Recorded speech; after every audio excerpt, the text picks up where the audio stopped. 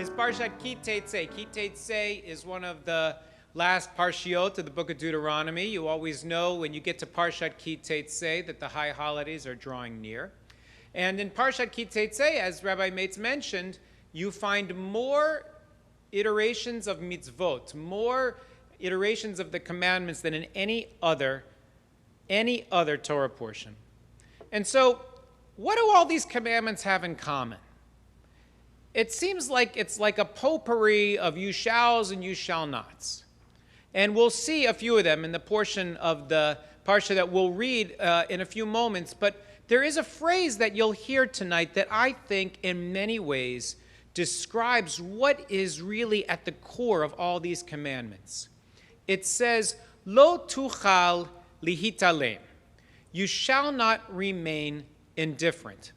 Elie Wiesel was famous for saying the opposite of love is not hate. The opposite of love is indifference. And the Torah says in direct words and indirectly by intimation that that is perhaps one of the greatest sins we can commit. To say, whatever, I don't care. It has nothing to do with me. Someone else's plight, someone else's struggle, someone else's pain is not of my need or consequence to address.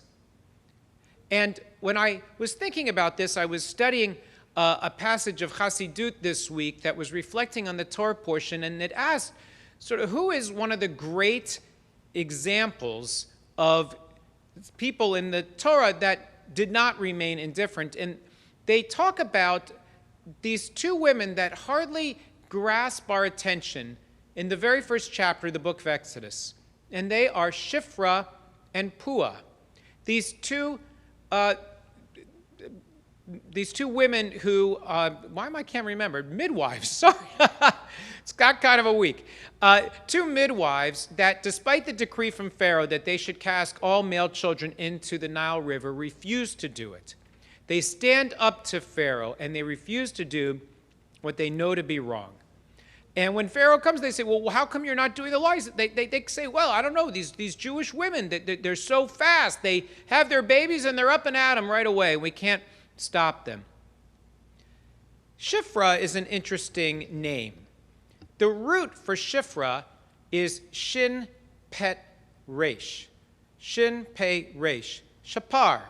And that root means to improve, to try to cause something to rise or to elevate or to be better, more transcendent than it was. And it's interesting to think about Shifra on this Shabbat in the month of Elul because this is the month when we begin to sound the shofar. This call to improve ourselves. This call that says if you really want the world to be what it's supposed to be, then you will not be satisfied with the way things are. You will be dedicated to hearing that wake-up call to not be indifferent, but to engage yourself in ensuring that the world is a better place, ensuring that the plight of those who are vulnerable will be remedied and made whole, that when you have the opportunity to act, to work toward the repair of that which is broken in our world, you will perform that action.